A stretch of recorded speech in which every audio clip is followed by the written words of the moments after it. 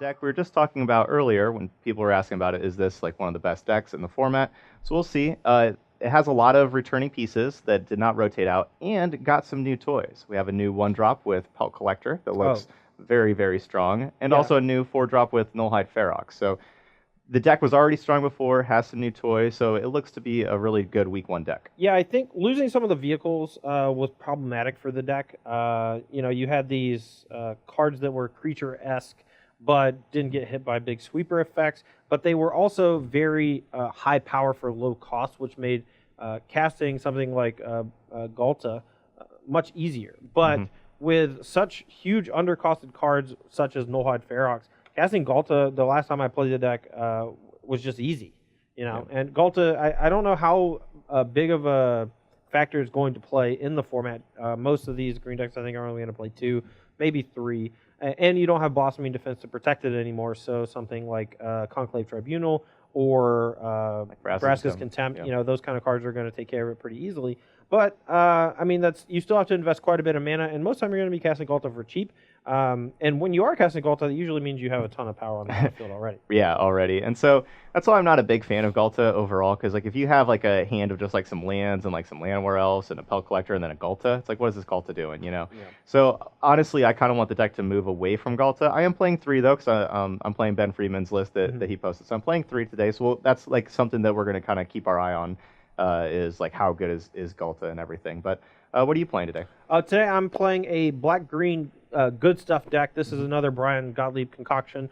I like the look of his Dimir control deck, and this Golgari deck from him is one that I really caught my attention when I was reading his article, which you can check out from yesterday's Wednesday.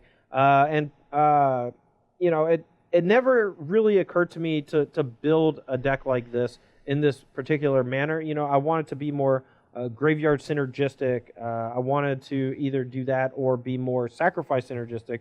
And this is really just using a lot of the best cards that the Golgari Guild has to offer in a way that I didn't even really think about. So that's what really was really piqued my interest. So yeah, you're just playing just a bunch of good creatures, just throughout the curve, and like.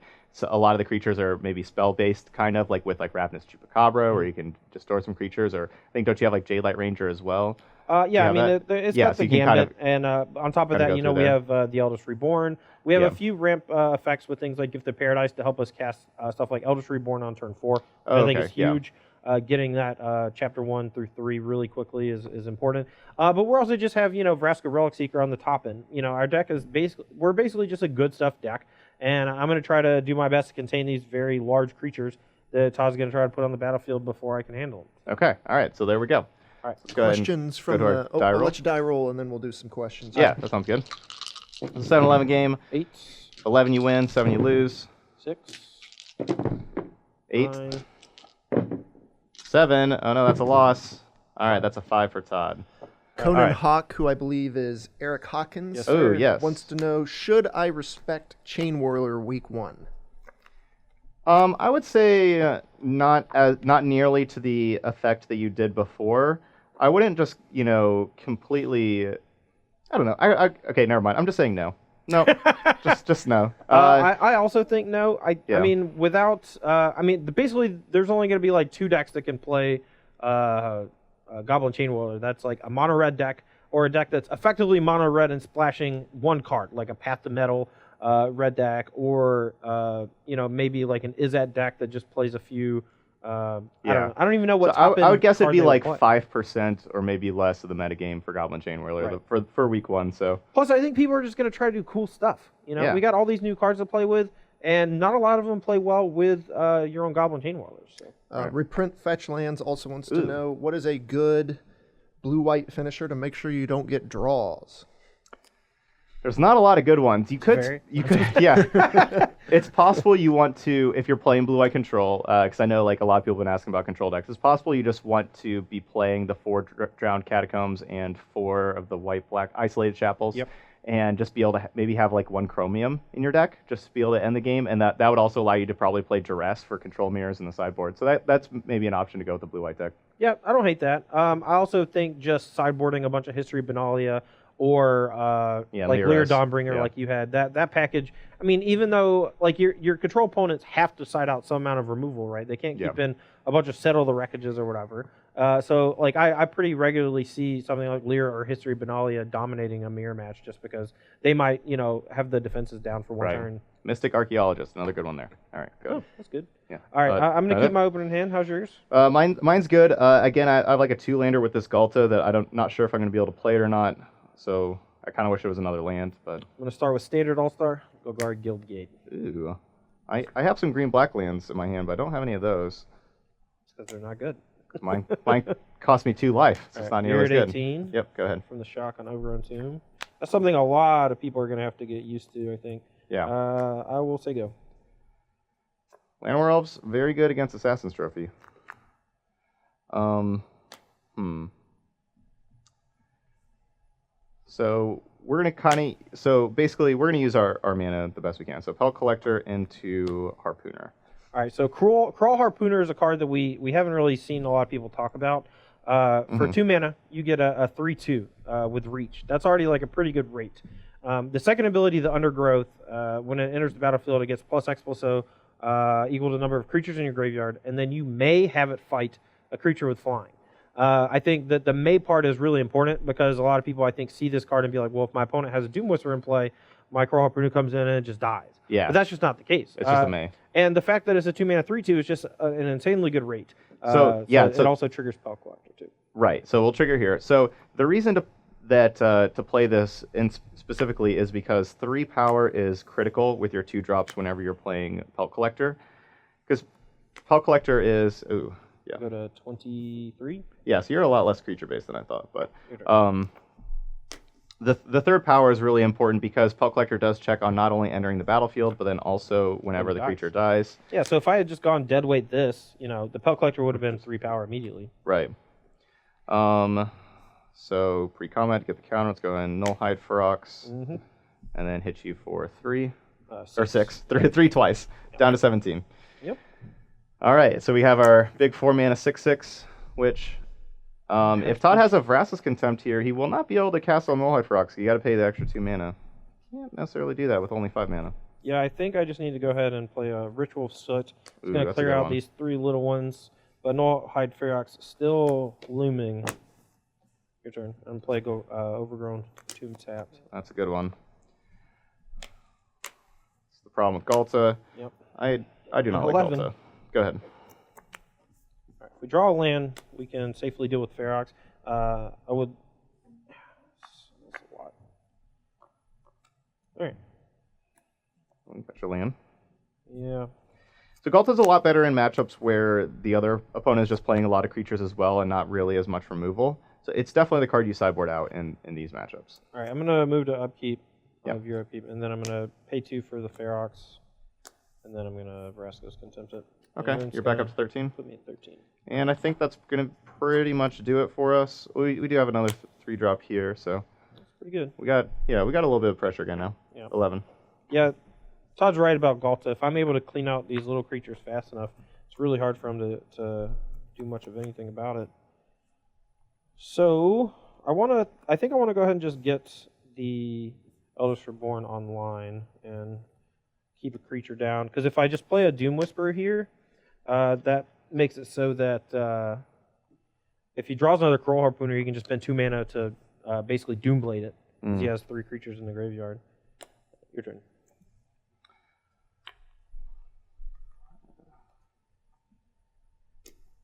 Attack you for 3. At 8. Yeah, so I could save this land to be able to discard the Eldest Reborn, but then I have like these cards that are just dead in my hand. Oh, I guess maybe I do just save the land to discard. I guess. All right, go ahead. All right, we'll draw. Yeah, and the second chapter I discard. Yeah. Okay, I will go ahead and play a Doom Whisperer. Okay. 2, 3, 4, 5. Thankfully, we have Todd down to 8, so he can't surveil too much. Yeah, your turn. But unfortunately, the Eldest Reborn is gonna bring back something nice. I guess there's not a whole lot nice. Yeah, I just have like some 2-drops. All right, Thorn Lieutenant, and pass the turn. Removed upkeep before. Because that's a huge reason why I shouldn't discard Ghalta to Eldest Reborn, because then you just get Ghalta. Actually. Yeah, so that's fair. That's actually a really good reason to not do that. I'm going to pay 2 life. I'm going to go 6. This is a little dangerous. I don't like making my life total super low, but I want to try to get something better off the Eldest Reborn here. Yeah, it's really nice that Doom Whisperer can put something nice in the graveyard. Maybe Gift of Paradise just gaining me life is good enough. Yeah, so you could keep the Gift of Paradise and then just also surveil again here for 1, but that's only really only surveilling 1. Okay. All right, I'll just move the draw. Yep. All right, 3 sacrifice. I'm gonna get back probably Pelt Collector, just because it can be bigger. But the Harpooner, as having 3 power to start, is pretty good. Let's get the Harpooner. Okay. You don't want the mana with the Llanowar Elf? No. Okay. All right. I will play a Golgari Findbroker. Oh man. And I will return the Eldest Reborn to get that going again next turn. I'll play an Arguel's Bloodfast. Okay. Best turn. All right, District Guide. Mm-hmm. Go get a forest. Yeah, I guess it would have still hit a forest if it was the other one. So then we have 3, 4, 5, 6, 7 power. Not enough for Ghalta. But we'll go. So I do know about the Eldest Reborn. I could just keep the land in my hand still for like 2 turns to discard. So let's see. If I Eldest Reborn next turn, you just sack this. Yeah. If you have a land in play, that's 5, 8, 10. So 1 land doesn't matter, right? Yeah. So I think you hold on to the land because if. Yep, I like holding on to it. 5, 9. Okay. Yep, I'm going to hold on to it. All right, go ahead. All right, I'm going to go to 4. I'm going to draw a card. All right, I will untap. Wow, I actually just thought of it. Maybe in this spot, Surveil 2 actually might just be better than drawing a card. That's weird. Okay, we'll flip this. Yeah. So I don't know how I went from here. I don't think I can. I mean, eventually you might just be able to get Ghalta onto the battlefield. But that's about it. I will draw. Kind of wish Ghaltas were Carnage Tyrants. But, okay. Todd has not had Assassin's Trophy, though. That's really good with Carnage Tyrant getting the extra lands. He has not had that card. Finally coming in there. Yeah. Taking 6 down to 12. Go. Okay. We got another big beast. Yep. That's a good one. And now I have this 4/4 Pelt Collector that could attack in with a double block. No, that's just not very good because I do not want Findbroker in the graveyard. So, pass turn. You have 2 cards or 3? I have 3 cards. And the Findbroker can just go to the graveyard with the Temple. Yeah. I think I will probably do that in a turn from now. All right, I'm just going to go ahead and Assassin's Trophy this. Okay. Paying the 2 first. Yeah, I'm just going to concede. You got that. I just have 2 Ghaltas I can't do anything with. Okay. Doom Whisperer is going to kill me in 2 turns. I got nothing. I mean, you can draw Assassin's Trophy next turn. Yeah. I mean, I get it All back. Right. I yeah, then you just get it back with Reboard, and you just keep getting it back. Yeah, you have this engine between. All right, so between this being able to sacrifice and with Eldest Reborn, that's just an engine that I cannot beat whatsoever from here. Chad wants to know. Yeah, let's get some questions. Are there any Gruul Monsters decks available or playable at the moment? So that's going to be a tough one without the Stomping Ground yet. There are definitely some really good Gruul creatures. Like I really like Regisaur Alpha in particular right now. But without Stomping Ground, we saw that with like the Blue-Eye Control, how the mana base was pretty bad with Blue-Eye Control. And whenever you're trying to be a little more aggressive with stuff like Llanowar Elves, it makes that really challenging to not have the extra dual land with only just having 1. So I think we have to wait until the next set for Gruul. I mean, my biggest question is, why would you want to build a Gruul deck? Like, whenever someone's like, is something possible? My response is usually, is it worthwhile? And if Regisaur Alpha is the reason, then you have to ask, well, is Regisaur Alpha good enough in the current standard format? And if you're playing in this dinosaur deck, like, are the drawbacks being considered? And when you don't have Stomping Ground, and honestly, like the red aspect of the Gruul deck just doesn't seem as appealing as splashing a different color. Right. Green also splashing black for Assassin's Trophy, really good sideboard cards, or splashing a white, or just playing Celestia in general and being a more token-based deck. I just think those are just more desirable because you have access to more powerful multicolor cards. I agree. All right. Captain Red Storm says, should the threat of Chupacabra influence decks now? I mean, I think so. Not really. I mean, Chupacabra is just another removal spell, It's fair. Yeah, like there's the removal in Standard is incredibly good. Like we have lots and lots of very good removal spells just throughout Standard, and so just another 4-mana removal spell. I don't think that like unless you want to influence it on like building around it, building a reanimate type deck like with Eldritch Reborn and stuff. Yes, but like just how you build like a green deck because Chupacabra is in the format, I don't think it changes necessarily. Yeah, I mean, I agree to an extent. I think cards like Ravenous Chupacabra, you need to be able to make the body on it relevant. When we had something like Verger's Gearhulk in the format to really push having as many bodies on the battlefield as possible, something like Ravenous Chupacabra was more desirable than Vraska's Content for a long time in that deck because you just wanted some way to push more damage when you cast your Verger's Gearhulk. Without that incentive, you need some way to recur it over and over. And how you do that, is basically up to you, but you need to make sure it's efficient. And I think Ravenous Chupacabra is only going to be good in decks where the body matters, and you just need to find that shell first. Right. Do you think Path of Metal will have a home? Oh, absolutely. Yeah. We haven't really experimented too much with it because we're trying to basically just see which of these Boros cards are actually good enough in the Boros aggro decks. I mean, it has the same effect as Goblin Chainwhirler and when it enters the battlefield for the most part. It doesn't deal damage to the creatures with the keyword abilities. Right. But when it flips, it's ultra powerful. Like it's good in those aggro decks. And the fact that in an aggressive mirror match, if your opponent is playing these cards that don't have those keyword abilities, it can be a 2-mana kill 1, maybe 2 creatures. And then on top of that, it flips into like recurring burn damage. It's just right. insane. The transform part of Path to Metal is just amazing, but I didn't have it in my particular Boros list because it killed all of my 1-drops and also my tokens that I want from Legion Warboss. And so I had other stuff like Experimental Frenzy for games that go along and stuff like that, but it'll find a home. It's a very powerful card. It'll find a home. I mean, decks specifically that play Fanatical Firebrand, I think, could very easily want it because you just want your 1-drops to not be affected by the card. Exactly. It's just about deck building parameters, and we were just leaning on more trying out the new mechanics and such. Ross is getting ready to board his flight, so I'm going to answer his question real quick. He said, ask me if I could choose one Todd's name to change, what would I change it to? And so I would probably change Todd Anderson's to either Joey Joe Jr., Shabadoo, or Turd Ferguson. Because those are my favorite comical names. Wow, Turd Ferguson, really? I haven't heard that enough in my life. It is a great name. Okay. All right, so I guess on that note, we'll be go ahead and head to sideboarding. So we'll be back here in just a couple minutes with sideboarding, I guess. There we go. See you soon. All right, welcome back, everybody, for sideboarding here with Mono Green Aggro and Golgari Midrange.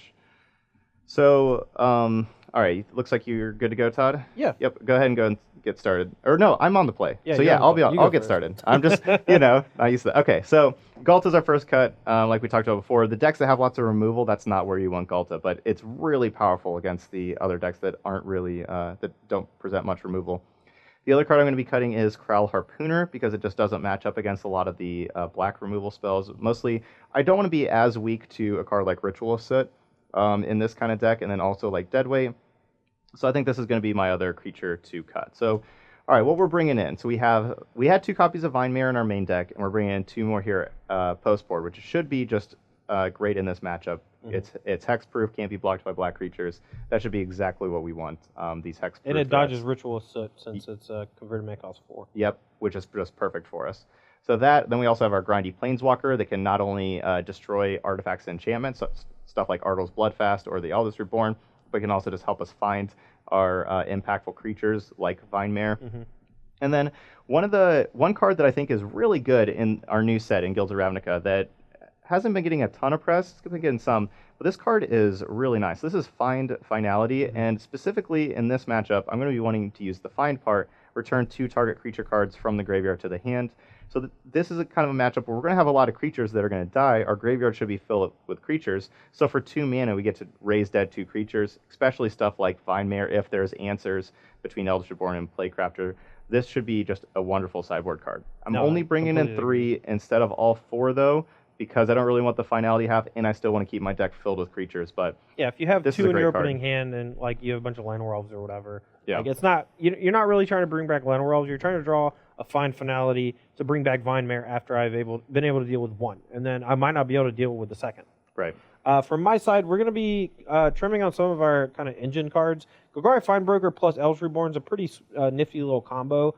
However, I don't think that we have like Finebroker is good when you're like self-milling, when you're putting a lot of permanents into the graveyard to bring back. And I felt like in game 1, like obviously I was able to bring back Eldritch Reborn, but I want to cast this card on turn 4 and bring back something impactful. Playcrafter could be that. So I'm not sure if cutting these is correct. I might want to actually. Fine. What would you have me cut? I'll get a Tatsumok out of here. I'll get the other Argyl's Bloodfast out of here. I just want to test out. I guess I should just be wanting to test out more Golgari Finebrokers. Yeah. Argos Bloodfast is a good card. I kind of like keeping the 1. I don't know. Shout out to Azure17 with that big sub here. Ooh, nice. What, a tier 3 sub? Twitch Prime sub. Twitch Prime sub. Woo! Twitch Prime. Twitch Prime. Did you know that Twitch Prime is a thing and you can sub to your favorite streamer, including us here at twitchprime.com? So Playcrafter's a new, while he's doing that, Playcrafter's a new card that's kind of like everybody calls it the new Fleshbag Marauder, which is an effect where whenever it enters the battlefield as a 3/2 creature, both players have to sacrifice a creature. But the great part about Playcrafter is that, like usually those effects have a real downside that whenever you're playing against somebody and they don't have creatures out, then it's just horrible to play because you just have to sacrifice your own creature. But this one at least says that if they cannot sacrifice a creature, then it's also Planeswalker too, so you can't get Teferi. It's never going to be a dead card because either it's a 3-mana spell. If it's your only creature, you just sacrifice itself, and your opponent either has to sacrifice a Planeswalker or a creature, and if they can do neither, they have to discard a card. Yep. Like it's almost complete upside. Like I can't even imagine why this card is so pushed, because Fleshbag Marauder and those type of effects have been traditionally good in Standard when you have things like Collect a Company, or even for a while we had the Bring Everything Back from the Graveyard. Rally the Ancestors, yes. But of course you don't necessarily want to be spending 3 mana to just make them discard a card. Right. So it's not necessarily all upside, but it doesn't have the downside that those cards have had in the past. Mm-hmm. Frozine with that Twitch Prime sub as well. Wow. Nice.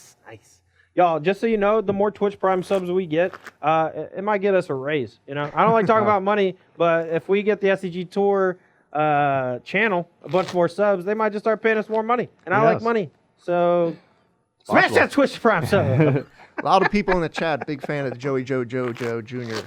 So, what's that even from? I've never it's a even Simpsons heard that. reference. Okay, That's the made-up name Homer creates on the spot.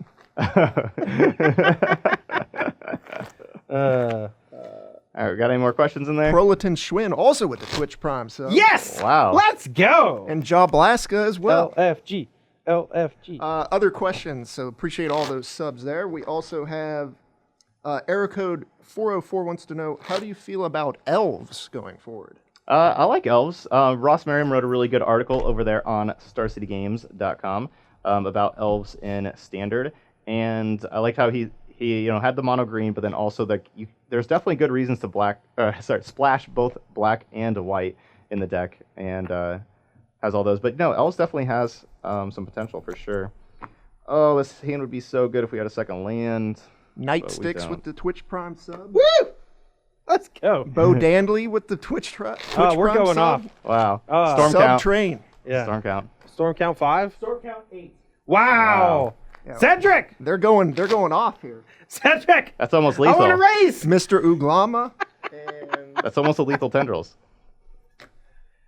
All right, we're going to 6. Asmi too. I can't pronounce that name. Okay, that's definitely a keep. Asamote. There we go. Yeah, Twitch we'll Prime. take the line. All right. All right. You good? My hand's pretty good. Okay. Well, we got an elf to start with. That's always a great start. Start with the Golgari Guildgate. Ooh, that one worked out last time. Standard staple. But this time we're gonna go. We got Steel Leafs here. So Okay. how good is the Steel Leaf? It's pretty good. Twitch Prime subs going off. I can't even keep track of them at this point. Wow. I don't know if there's like heroic intervention. I think heroic intervention. I'm just gonna kill it. Yeah. I'm just gonna kill it when I can. I'm not gonna be fancy. He's not gonna suit it up with a creature enchantment. Pay 2 You're life gonna take 2 for Vine Man. Go ahead. So it puts you to 18. I'm still at 20. Yep. Let's see if we can have anything to actually cast this turn. We do not. So I got a horse in the race now, Todd. Doesn't seem like he's too happy about it. Go. Vine Mare's pretty good against my deck. Attack for 5. Yeah, I'm at 15. So I want to play my other 4-drop here, not only to use my mana, but also play around Ritual of Sit. Alright, that's fine. In a turn, I'm gonna Assassin's Trophy this. We're gonna start Trophy the We're gonna elf. start playing some Edicts and hope the Edicts are good enough and he runs out of cards. Ah. Alright, I'm gonna play Plague Crafter. I'll sack the Plague Crafter. Your turn. That's one way to deal with hexproof creatures. That is. I'm really glad I have this Find Finality in my hand. Crap! That's a really good card. Crap! No! Pretty happy about this card right now. Just 2 Gs to get 2 creatures back. So, yeah, we'll take. So, okay, so I could take the Llanowar Elf to put that out there, but I did just draw a 2-drop as well. Oh, so, no. Okay. Yeah, you I just want to think- get back your big baddies. yeah, just get back those things. Play our Alright, I'm at 2-drop. 10. Yep, go ahead. Thorn Lieutenant's a good one too because if he targets it, then I get to just make another 1/1, which will help save against Edicts. Go. This is bad. This is real bad. All right, Pelt Collector, Steel Leaf, counter, Yep. hit you for I'm 5, at 5. down to 5. Go ahead. You discard a card. All right, that's pretty good. I have to discard the Steel Leaf. I'm dead. I have Ritual Sit, All right, well that clears these up. and I'm gonna deadweight this because I am dead. Hexproof, very powerful. Yes, yes. Hooray! Yes, yes, yes. If I'd drawn a deadweight earlier, I could have gone like deadweight on the elf plus the Oh, yeah. after that one turn. I think. Yeah, maybe. if you killed the elf right away, because my hand was all 3s and 4s, I was gonna be in trouble It's there. a little too fast. Appreciate the Twitch Prime subs to 7 more people. Rogues Anonymous, The Shiny Akuma, Crazy Legs, Herp Derp 17, Armadillon, Red Winter, and Spayro. Appreciate that. Oh, Sparrow, what's up? Yeah, Sparrow tags me on Twitter all the time. Quick question. yeah. Sparrow's usually in my channel, in my channel, so definitely appreciate Sparrow. From Eric OK, how many unclaimed territory decks could we see going forward? Well, it has to be creature based, right? Yeah, so you have to have creature base and pretty whatever heavy tribe. There we go. Thank you. Pretty Well, you have tribe to be tribe heavy, and you have to Yeah. have tribes in 2 different colors to want it. Right. Right. Yeah. Otherwise, you're just going to want to play like all mountains for goblins or whatever. Right. So. So I'm just not a fan of that card in Standard overall. There's so many good spells in Standard that you're going to want to be casting with your splash colors.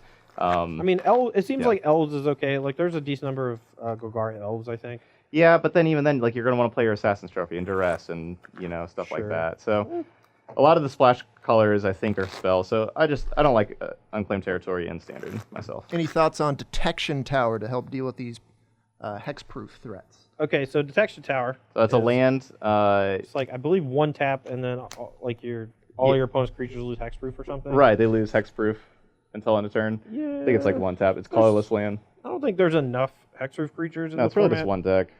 And you think you just want sweepers. Like, it's just too cute. Test for colorless. Yeah. Wow. 1 land, eh? All right, we're going to throw that one back. Okay. Mine's slower here, but ours is also keep. We don't need to be super fast in this matchup. All right. Hit me with some more, Mr. Miller. Is there going to be a Divine Visitation deck? Can I be real? So I don't know what that card is. So that's the 5 mana white mythic enchantment that turns whenever a creature token enters the battlefield, it turns into a Nice. 4/4 angel. And yes, I think that could be a part of the Selesnya decks. I think it's going to be a much smaller part than people think. Like people think, oh man, you're a token deck. Let's put a bunch of Divine Visitations in the deck. But I think it's a card that's going to be like a one of in those decks. Yeah, I mean, Maybe. for me, it feels more like a win more card. Like, Yeah. obviously, if you pair it with some small ball stuff, like if all you have is an Amara on the battlefield and the Soul of the Accord, and then you attack with after playing your 5 mana enchantment, like make a 4/4 angel. That's like Geist of St. Traft, you know? Right. Build your own Geist of St. Traft. But like, I mean, if you're casting March of the Multitudes, usually your deck is built in such a way where you're gonna follow that up with something like Venerated Luxodon, and like your creatures will just be big enough to get the job done. So it really just depends, like, you know, do you want to try to make like a Bitter Blossom and all your stuff just makes 4/4s, you know? And that just, it seems like a win more type strategy. 2 more Twitch Prime subs here. Ellie the Duck and Cynical Toaster. Thank y'all. Appreciate that. Yeah, thank y'all so much. 17. We're going off here. 3 more for Lethal Grape Shot. Got sub train Lethal going. Mind Freeze as well. Ooh. You mean Brain Freeze? Brain Freeze, yeah. We only have 2 lands. I'm gonna keep this hand though. Vraska Relic Seeker. Don't want that one. Yeah, so. that's a good scry. Your turn. That's a good scry. We got a Pelt Collector to start with. Okay. Go ahead. It's possible I have cut all the blood fast and I need them to be able to generate some card advantage because my hand's just a bunch of 1/1s right now. I'll go ahead and just deadweight your Pelt Collector though. Okay. Make my Edict effects better later on. Go ahead. Yep, no 2-drop here, so you're good. Drew Gift of Paradise. It's pretty good. Yeah. Gain 3 life. Go to 23. Okay. I'll play Steel Leaf. Yep. Your turn.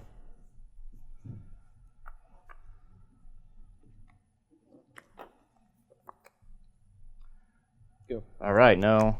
We dodged the Eldest Reborn, so that's good. Yeah. Eldest Reborn would have been pretty good there. Attack for 5. I will cast it down. Okay. It is cast down. Vanmir. Van Meer. Yeah. Go ahead. No. Oh! Boom! Boom! Ugh. Nah, he's just gonna find finality and beat me anyway, though. But that's fine. Ew. Thanks. I Oh destroyed no! No! I was joking. it.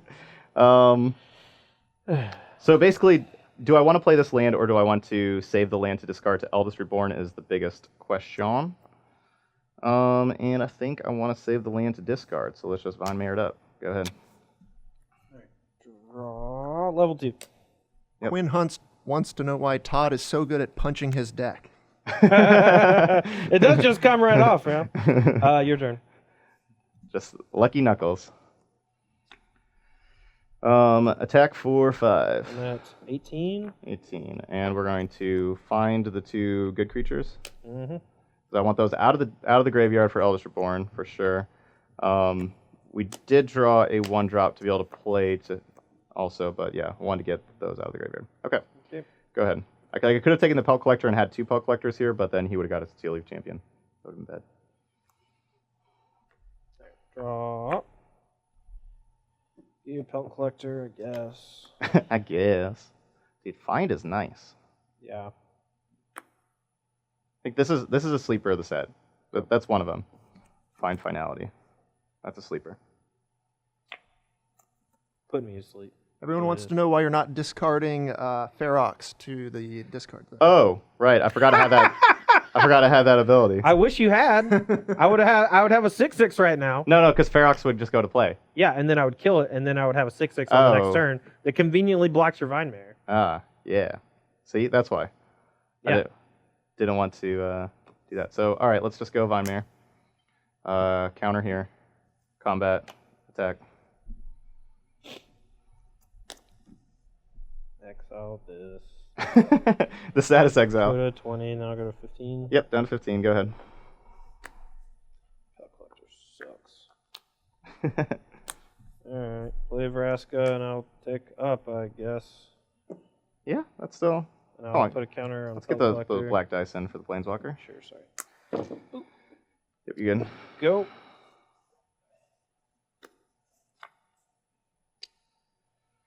All right. So I could hit you down to 5, or I could kill Vraska. So basically, I think so basically I'm slowing the clock down by 1 turn to take care of Vraska. With Todd only having 1 card in hand, I feel like that's just completely worth it, even though I'm slowing the clock down by 1. Oh, right. You can block with that. Okay, that's fine. Yeah. Go ahead. It's a lot of stuff you still got. Yep. This is Yeah, not I still great. have lots of stuff. Not great. Find Finality. Let's see. I got one over here. I got one over here in the sideboard. This probably should be in my deck. But you don't even have any creatures in your graveyard. Yeah, I know.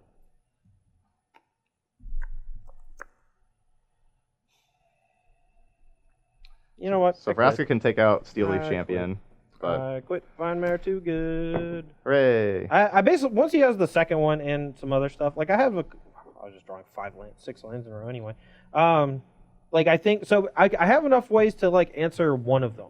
But with Right. Fine Finality, just being able to bring them back just feels so gross. Not only that, but it just turns off my Eldritch Reborn bringing something big back. Right. The biggest problem is the 2 sweepers in black are That would Golden be nice. Demise and Ritual of Soot, and neither one of them deal with Vinemare. Yeah. So there's not any other option, right? I mean, Fine Finality, the back half can Yeah, the back half of potentially Finality. deal with it. Like, you don't have to target a creature to give it 2 counters. Right.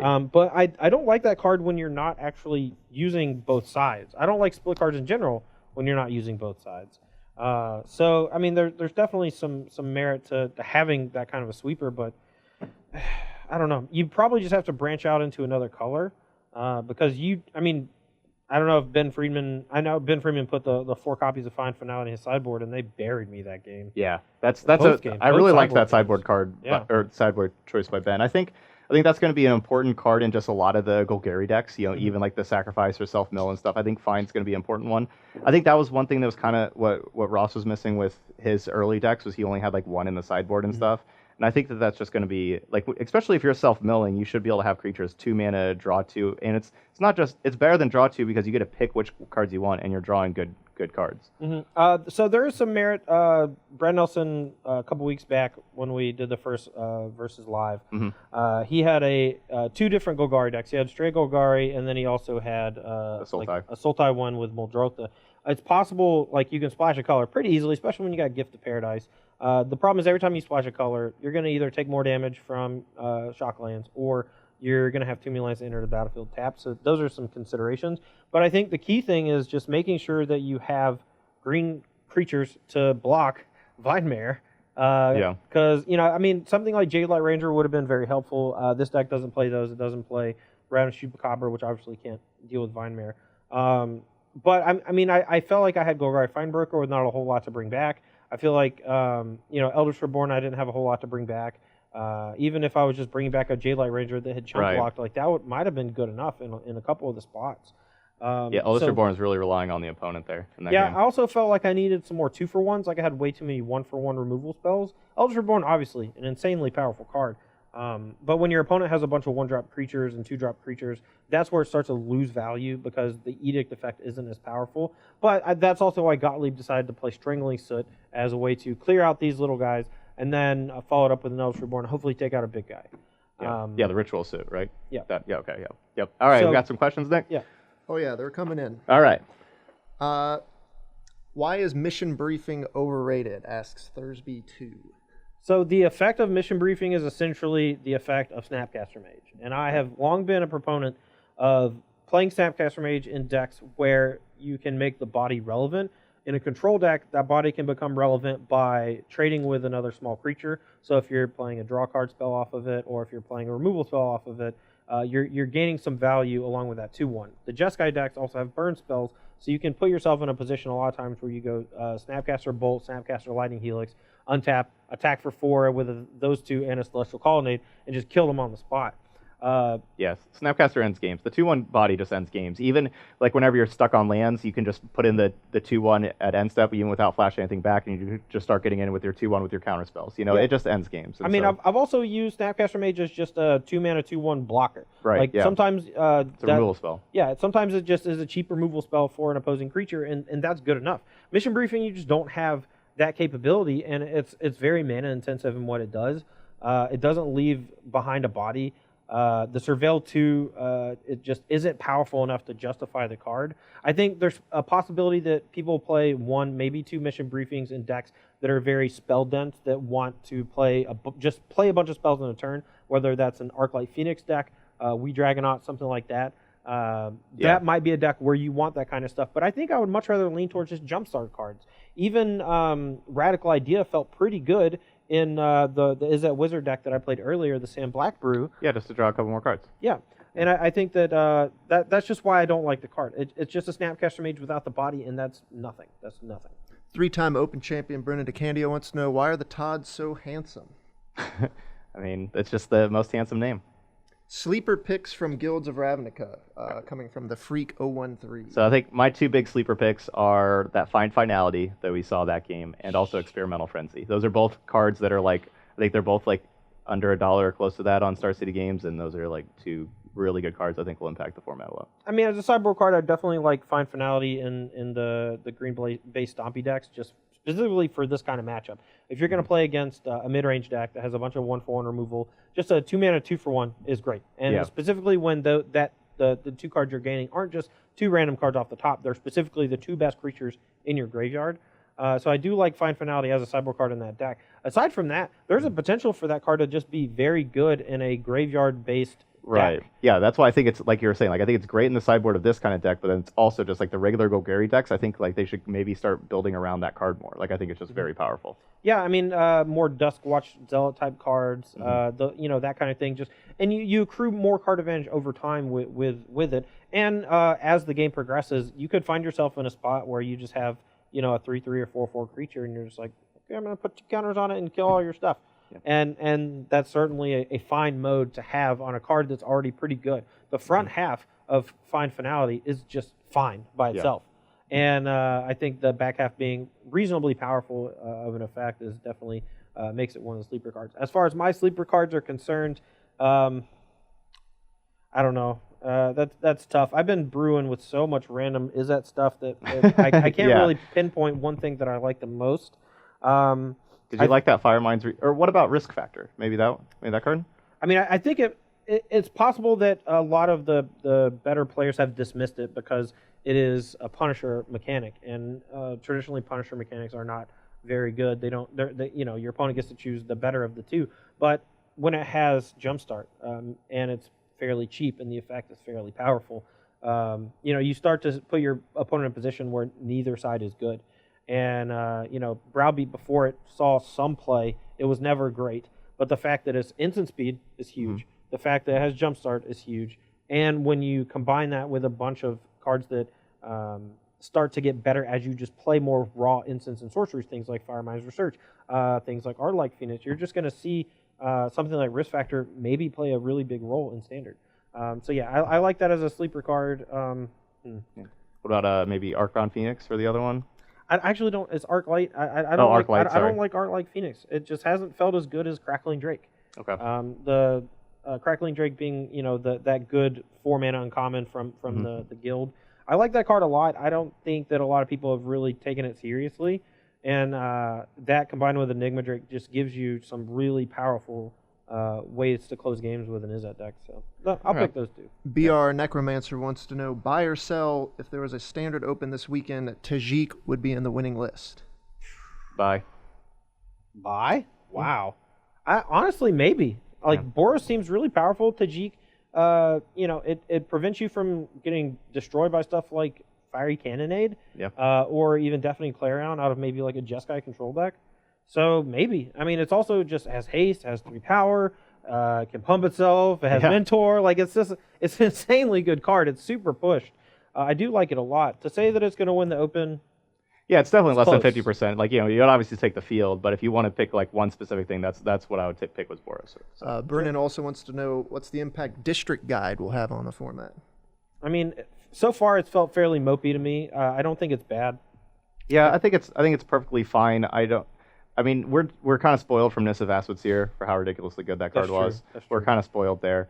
But I think it's a fine role player, but I don't that's where I kind of have it. It didn't feel great in my deck here today. Yeah, I think the really big upside of District Guide is going to be when you start to try to play 3 and maybe even 4 or 5 colors, and you really start to stretch the capability of the card.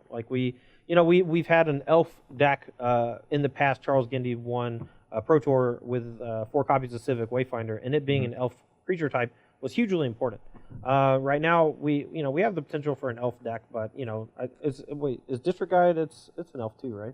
There's a better than 0 chance.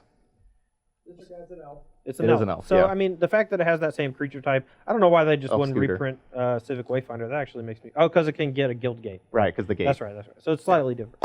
I think when you start to try to play 4 colors, when you start to try to play 5 colors, when you just really stress the ability and you put a lot of emphasis on the ability, that's when you're going to see Disregard's real raw power. But right now we're just trying it in these 2-color green-white or green-black decks, and it just hasn't really done enough. Where I've seen it be most impressive so far is, or where I've seen it be most impressive is whenever Ross is playing Selesnya and playing like Venerated Luxodon and putting counters on it and stuff, and just kind of pairing it with like the History Benalia, just kind of have like a lot of 2/2s and stuff. That, and I could see it maybe in like the Find Finality deck. If you just kind of want to get more mana, maybe put it in the graveyard, get it back, and just kind of it's an engine. It's very good against 1-for-1 removal. Yeah, again, just another type of card that's very similar to Snapcaster Mage in that it generates card advantage, but you need to make the body matter.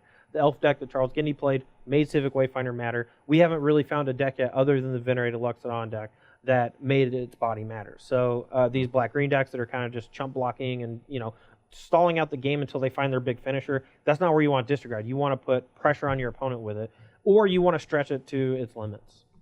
HS Infamous wants to know, if the Open was tomorrow, what would you play in Standard? Well, I would play Boros. Yeah, I think Boros is a great choice. The list that you played last Thursday, looked really impressive. I'm very much looking forward to people really exploring that archetype more. Personally, again, just on brand, some Izzet deck. I don't know. I mean, I'd probably brew it up the night before, to be honest, and just be like, these are all the cards that I liked. Chemister's Insight looked good. Crackling Drake looked good. Firemind's Research, a couple of those in there. Just Radical Idea, just 4 of them. Just get it in there. Brad Nelson wants to know, is the District Guide better than the Rejuvenator? That's a good question. So I think, for the most part, I think the 2/2 body is just so much better than the 1/1 that it is. The one time that I like Rejuvenator so far from all the stuff that we've seen is whenever you're going with Golgari that's like sacrifice-based, whenever you're playing stuff like Vraska and other stuff like where you're kind of using Golgari Queen. Vraska, the Golgari Queen, and there's 2 Vraskas in Standard now, and kind of going sacrifice-based. That's where I really like Rejuvenator more. The only other time I think I'd want Rejuvenator is if you're really heavy on 5s like Eldest Reborn and you really want to hit that. But besides that, I think the 2/2 body is more important. Yeah, again, it's all about just making sure you use the body correctly. And if you want to go Rejuvenator, you need to either be ramping, and you need to be able to use every single point of mana that you generate off of it. And then you need some way to either use it like chump block effectively or sacrifice it for value, whether that's Vicious Offering or Golgari Queen Vraska. Both those are acceptable. District Guide, I think, if you can press the body, if you make sure that you play with like Venerated Luxodon or some sort of elf pumping all your creatures effect, or you just gotta make sure that the extra point of power and toughness matters, and if not, Rejuvenator is going to be better most of the time. Are we sleeping on artifacts now that Abrade is gone? Yes, kind of. The problem is there's not a whole lot of great artifacts. I do really like Chromatic Lantern and Gilded Lotus, and I think there's some, there probably is some kind of big deck, like that just kind of goes over the top. The deck that I played the first time, Omnidor Thragfire deck. Yeah, it's it wasn't really that far off. I don't think. Obviously I think some of the cards are wrong and everything, and that maybe not just that, but besides that, there's just not a ton of great artifacts. Like we have Karn and Tezzeret and Sai. Those are all 3 great cards. Traxos? And Traxos, I guess, kind of goes with those. Like those are all great cards, but there's just not a lot of support. Like there's not a lot of like the good like 1/2 mana artifacts that are great. Like you have Treasure Map, but like there's just not like enough. I think. I mean, I think it was a big deal to have Kaladesh rotate. Right. Kaladesh had so many great artifacts, and I'm really struggling to find, even just thinking. Like, the card log in my head is not bringing up anything to the forefront other than Primal Amulet as an artifact that I want to try to build around. I think Treasure Map is something that we haven't really utilized in any of our decks so far in testing with Guilds of Ravnica. I think that's probably a mistake because I think that card's really good. Yeah, like that could have been good in like your deck that you were just playing there. Right. To, like, I mean, get the extra mana. Yeah, extra mana, extra cards, all very valuable. I think just the landscape has changed, and artifacts aren't nearly as build around me type, we just don't have enough. Yeah. If you want to try to build a deck around one big artifact, my bet is Primal Amulet. If you want to build a bunch of artifacts in a deck, I don't think it exists. Yeah, that's a good point. FXR Monster wants to know, will a legendary deck be more viable now? No, I think it's kind of less viable because we're losing so many sets. Like whenever you like, we're losing, like 4 sets and we're gaining 1. So, like we're losing just so many cards, and we kind of need all those sets to be able to have enough legendaries. Not only that, we're also losing a lot of the cheap legendaries like Ovaya and Baral and stuff that could maybe turn on like a Mox Amber a lot easier. So I think that we're just kind of losing too much. Maybe whenever Standard gets big again, we can maybe start finding enough stuff for like a Mox Amber legendary deck, or like all those legendary sorceries that are really cool. But I just don't think we have the critical mass, just like with artifacts right now. Yeah, I mean, we're going through some growing pains. I think the big focus that most people are going to be trying to build decks around is just going to be these guilds and these guild mechanics, or they're just going to try to find a 3-color deck that just plays the best stuff out of those 3 colors and uses the mana backbone of the Shocklands from Guilds of Ravnica as the base. You're not going to see artifact-based decks because Kaladesh is gone. You're not really going to see too many historic-based decks just because it's a smaller format. And like you said, we did lose a lot of the cheaper legends to turn on Mox Amber. There's not really a huge reason to be legendary-based other than something like Mox Amber or the 4-mana 3/3. Yeah, Thran's Temporal Gateway. Are you thinking of that one that puts in a historic permanent? Okay. The 4-mana 3/3 flash. Weather. Oh no, not Weatherlight. That vehicle. Oh, dang it! That gets all right. It's a flash flyer. Okay, yeah. Wrath. Yeah, Wrath. Okay. Yeah, Wrath. Yeah. Moons Alive has asked multiple times, wants to know how Mono Green Devotion and Modern will be after the set, specifically with Ferox. I mean, it'll be a very rogue deck, just like it always has been. I wouldn't expect it to, take down a tournament near you anytime soon. Yeah, I don't either. Yeah. I mean, Modern's this crazy format full of insanely powerful strategies, and like I don't think Nohad Ferox specifically gives it this huge punch it needed to be good. Right. I mean, it has all the pieces to be good. The problem is it just loses to itself sometimes. Like most modern decks, it has a very specific weakness where if your opponent just plays a sweeper effect, like you just get destroyed. Yeah. So, or like it's really hard to play against like combo decks, big mana decks, all that kind of stuff. because you don't have that much disruption. You just need to be faster than them. Like we saw one of those decks top 8 the Invitational back in June, and we haven't really heard much from it since. But I think that's fairly common for most modern strategies that are off the radar. Sometimes they come in, you see a Ponza deck win a Grand Prix, destroying a bunch of lands and looking really sweet, but then you just never see it again, or you don't see it for a very long time. What about Fall of Thran? So yeah, so I people got are some words. Yeah, people are trying to make Fall of the Thran work with Vraska Golgari Queen. Yeah. You can already have your Vraska on the battlefield on turn 4 or 5 and play your Thran on turn 6 to be able to just Armageddon. You sacrifice it right away. So that's an easy way to do that. There's also plenty of pretty good disenchant effects kind of around the format right now. You could play that kind of deck still with like Knight of Autumn if you want to blow up your own Fall of the Thran the next turn. Stuff like Vivian Reed could be in that same kind of deck. So there's lots of ways to be able to have, Thrashing Brontodon. You could have like an Abzan destroy enchantments, and those are all just fairly good cards, that you can just kind of have in your deck. I was going to say, like every single card you just named has been in a main deck at some point in the last year or whatever. Right, so they're all fairly good cards. I just don't know if that's really what you want to be doing. I just don't know if that's better than other things, but sure, that's something to explore. So the strength of Armageddon has always been you being ahead on the battlefield versus your opponent being ahead on the battlefield, or you being able to recover more quickly than your opponent.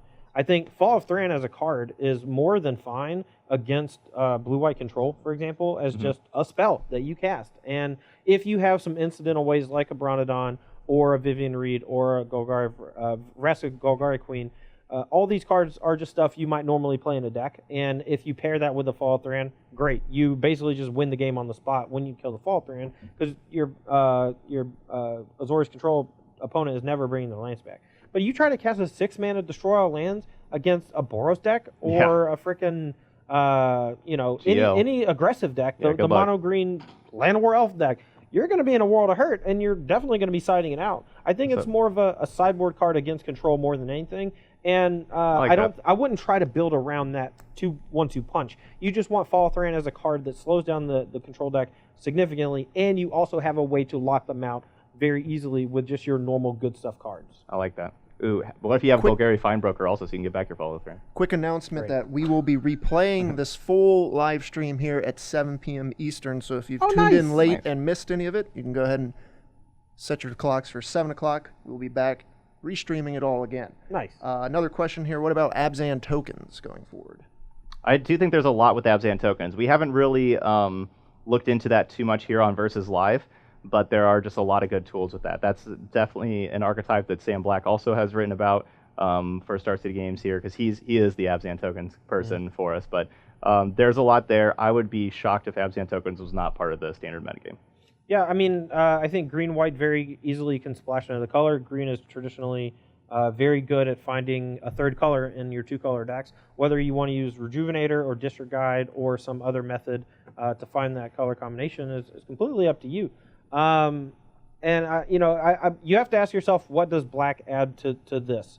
And if the answer is like Vraska, the Treasure Seeker, Vraska Relic Seeker, or some other big splash on the top end of your token deck, that's fine, because you're not going to need that black mana early to really do anything. And most of the core of your powerful cards are going to be green and white, and you're going to be able to hit that fairly easily. And as the game goes along, your Disregard, your Elvish Rejuvenator, or some other thing can find that extra color to play your big late game follow-up. Yep. Masked Swan wants to know thoughts on Thief of Sanity. Yep. Not a fan. I don't think it's good. A three mana 2/2 flyer is just pretty mopey, and I think it's too slow for standard. Not a big fan. So I think the card itself in a vacuum is very powerful. Being able to play a creature with evasion, when you connect with it, getting to pick one of the top 3 cards of your opponent's deck, the best one, to be able to play at any point later in the game. It basically Gaunties them every turn.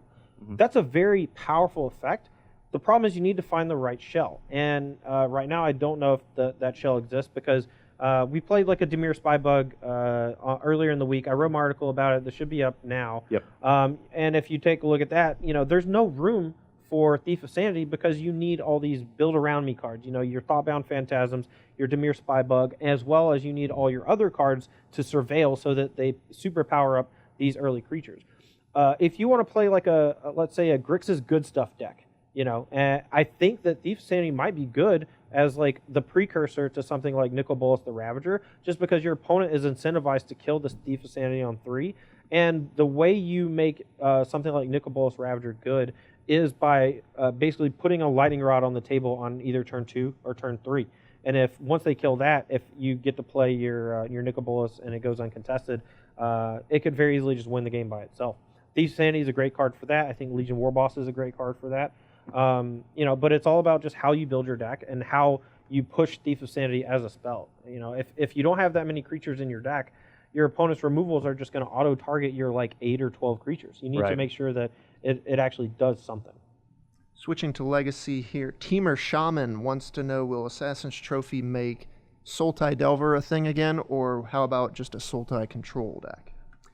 So I think it will make Sultai Control a deck, but now I'm still not sold that that's going to be better than Grixis Control, even whenever you have access to Assassin's Trophy. Just Lightning Bolt is just ridiculously good, and then also having Pyroblast, which is so important in Legacy, and of course Kolaghan's Command to go there too. I'm still liking Grixis over Sultai, just kind of in general, but people are already playing Sultai right now, even though it's less popular than Grixis. Sultai is still just a popular deck, and I think that Assassin's Trophy will help that deck out, but I'm not sure if it'll make it the premier 3-color deck. So much like Path to Exile, I think you want to. It's obviously better if the game is shorter. Like Path to Exile sees a lot of play in Control in Modern, but mostly because that deck has the tools to weather a long storm. When Path to Exile was in Standard, it was mostly in aggressive decks because you just wanted something as efficient as possible to clear the way so that your things like Plated GOP or Steplinks could just crash in and deal lethal. For Legacy, I think in a Delver deck, Assassin's Trophy is more desirable simply because you want to be putting pressure on your opponent while you hit their more important permanents, but something like Assassin's Trophy also makes days significantly worse. So you have to find this balance. And I don't know if Assassin's Trophy is going to be that good in Legacy. Sure, it'll be great against stuff like Delver because they don't really want to play basics, but they'll almost certainly have to. Yeah, they'll play probably at have least like one. Yeah. Like Tannen had one in his last time he played. Yep, I think Delver. the blue-black Death Shadow deck I think certainly needs to play one. It's about finding the right home. Like these cards are obviously inherently strong. But there is a downside to playing Assassin's Trophy. Giving your opponent a land is not free. And you never really want to cast it early because that just ramps them to stuff like Jace the Mind Sculptor or what have you. And if you're targeting Jace the Mind Sculptor, maybe let's say Miracles needs to go a little bit bigger. Maybe they want to play some Teferis now because the easiest way for your opponent to interact with you is going to be Assassin's Trophy, whether it hits your back to basics and just ramps you right to Teferi, or it hits your Jace and you're able to play Teferi, untap, and have 3 mana up to do like a Snap Plow or a Snap Spell Flusterstorm or whatever. So it's going to change the landscape for Legacy, but I don't know how good it's going to be at first because people are just going to put 4 of in a black-green X deck, and then they're going to slowly realize that this is not a card you want 4 of. This is a card you want 2 of. This is a card you want 1 of. And it's just going to be, your catch-all answer to something with a pretty significant downside. All right, we're going to wrap it up here. We have one last question, but before we get to that, we want to thank the 17 subscribers we got today. That was pretty sick. Thank you, everybody. Cedric, I know you're watching. Pay me. Another reminder that at 7 p.m. Eastern, that's 3 hours from now, we will be replaying the entire Live Versus stream that we just had. Last question to wrap it up. A lot of people have been asking throughout the stream thoughts and how would you build the Grixis Dragons deck? The Grixis Dragon? Is there a shell that I'm missing? So I think the biggest thing that people want to play is Sarkhan Fireblood, and Niv Mizzet and Nicol Bolas. Sure. So I don't know what we're doing with the rest of the cards. So when I was trying to build a Grixis deck the other day, I found myself with you got Steam Vents, you got Drowned Catacombs, you got Watery Grave, you got Sulphur Falls. Right, All so these lots tap of blue. for blue. Yeah. So you need to make sure that your deck is very heavily blue-based because we don't have Blood Crypt. That means you're going to want probably 4 copies of Dragon Skull Summit, no matter what you do, just to help bridge that gap. Either that or you need to just be base blue-red and only splashing black for Nicol Bolas so that you can actually cast Niv Mizzet Perun and not have a bunch of random black mana that you can't use to cast it. So it's tough. I like the blue-red and just like using like maybe 8 black sources or 12 black sources just to be able to, like kind of use those just to be able to cast Nicol Bolas, and that's your only black card. That's what I was trying to do when I played the Grixis deck against Brad a few weeks ago. A lot of people are like, why aren't you playing Vraska's Contempt? I was like, well, I'm just splashing black, and it's just about how you build your deck, and I don't know how to build it, honestly. It's tough. Sarkhan changes the math a bit on how many color sources you need for certain dragons. I'm not even sure if I want to play another dragon besides Nicol Bolas and Niv Mizzet Perun. I know there's a 5-mana dragon that has... I think it's Demanding Dragon. Demanding Dragon. It's like a 5-mana 5/5 flyer, and when it enters, your opponent either has to sack a creature or take 5 damage. Yeah, they get to choose, I think. Right, but if they don't have a creature, it just deals them 5. And that's a very strong effect, but that's another Punisher-type mechanic that might be good if you pair it with more Punisher mechanics, but I don't know if it's just good on its own. So one problem with that deck is it's going to be a little slower because you're going to be playing a lot of top end cards like that, like we've talked about, like basically all top end cards. So you need sweepers with that kind of deck, and I'm not sure if the sweepers are good enough for Grixis. Like the best one that you have is Ritual Suit, but like the problem is that's black, and we're talking about like splashing black. That's really hard. So it's black 2, right? Not black 3? Yeah, you're correct. It's double black. So So you have like Fiery Cannonade, I guess. Like we lost Sweltering Suns, we lost Hour of Devastation. Those would be cards you would really want to have in a deck like that. So we have like Fiery Cannonade, but I don't know if we saw that earlier with Golden Demise that 2's not 3, and you really want 3 with that kind of effect. So I think that's the biggest thing that the Grixis Dragon deck did not get, and kind of Grixis as a whole is the good sweeper. Yeah. Obviously, if you're just going to F&M or being less competitive with it, I think you can kind of just do whatever you want. Just try to make sure the mana works. And I think, there's a very good core there with Sarkhan, Niv Mizzet, and Nicol Bolas. Like those 3 cards are just really powerful by themselves, a Planeswalker and 2 legendary dragons. And it's all about finding the support cards. You want to make sure you have enough removal to clear creatures to buy yourself enough time. You might want some number of things like Syncopate to try to stall your opponent out early on, so you actually have time to cast this stuff. And at that point, it's just a sandbox. Just build it however you want. Play the black removal spells if you want to. Just make sure your black lanes also tap for either blue or red, so you can cast Nicol Bolas. That's all I got. Yeah, that sounds good. All right. All right. Well, that's going to make it a wrap here on Versus Live. I'm Todd Anderson. That's been Todd Stevens. We appreciate all the subs as well as all the viewers. Y'all are great. Just keep coming back. We're going to do this every Tuesday and Thursday for the foreseeable future. We love doing it. Hopefully, y'all love watching it. For Nick Miller, myself, and Todd Stevens, thanks for watching.